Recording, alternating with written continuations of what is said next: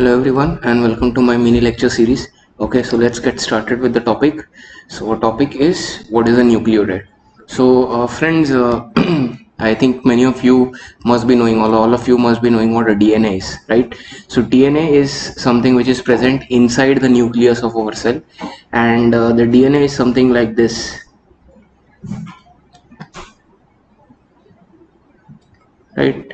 So it is a coiled structure and it is coiled around itself, and between the coils are present bonds. They may be double bond or triple bond, correct?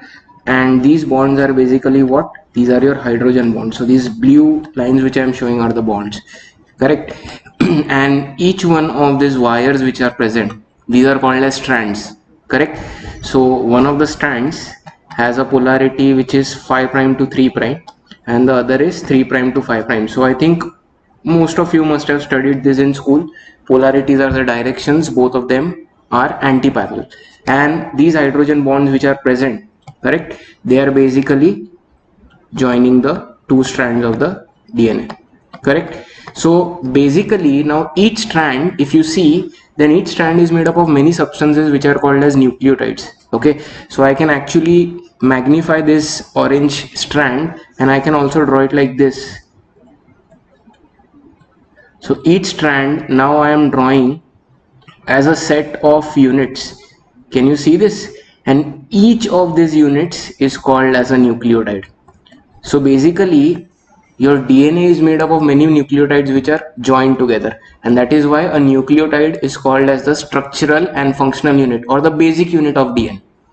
Okay, just like your body is made up of cells, the cells are your basic part of your body or the basic unit of your body. In a similar way, the DNA is made up of many repeating structures called as nucleotides, and that is why they are the functional part of the DNA.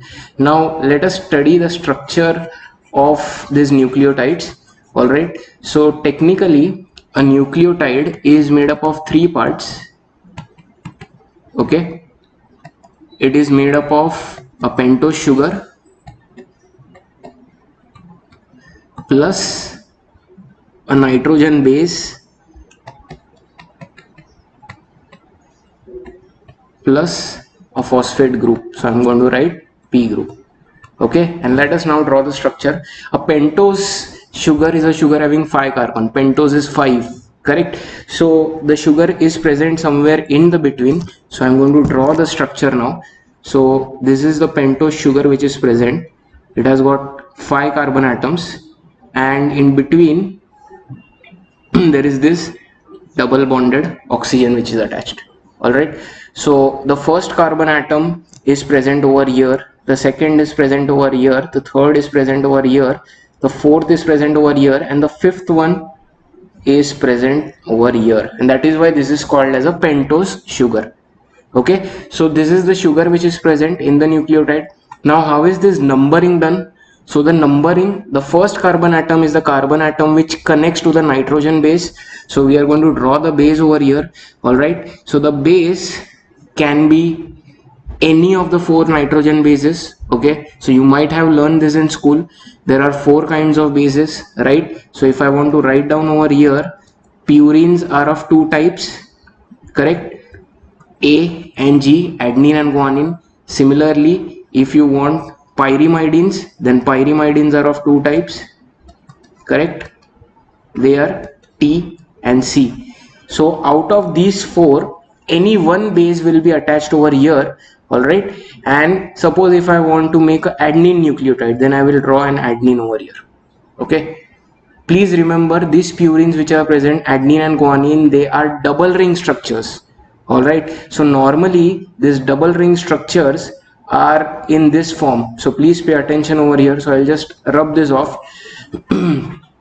So if the nitrogen base is a purine, then the structure is somewhat like this. It is a double ring structure. So there are 2 rings. This is for all the purine. So this is the structure of adenine or guanine. And if the nitrogen base is a pyrimidine, then it is a single ring structure, which is a hexose ring. So it is like this, and this structure is for thymine or cytosine. Okay, so suppose if I am drawing adenine over here, then the structure will become like this.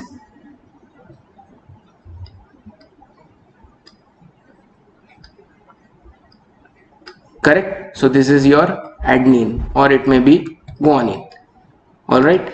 And the third part, as we have seen, of a nucleotide is the phosphate group. Correct? So okay, I just erased it by mistake. Correct? And this phosphate group is present over here on the 5th carbon atom. So it is like this. Okay, now what is this phosphate group made of? This phosphate group is derived from an acid which is called as phosphoric acid, which is H3PO4. Okay, and from this phosphoric acid, this phosphate group is derived. All right, so not going to go much into detail of the structure. Okay, there are 4 oxygen atoms. Okay, there is one phosphate present in the center.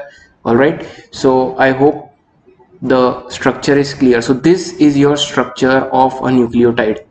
Okay, 3 components: pentose sugar. To the first carbon of the pentose sugar is attached the nitrogen base. It may be adenine, guanine, thymine, or cytosine. If it is adenine or guanine, it is a double ring structure. If it is thymine or cytosine, it is a single ring structure. And to the 5th carbon atom is attached the phosphate group. So I will just write down these parts.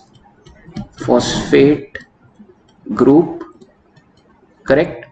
This is your pentose sugar, and this is your nitrogen base. So these 3 parts will together form one nucleotide, and each DNA is made up of many such nucleotides which are attached to one another.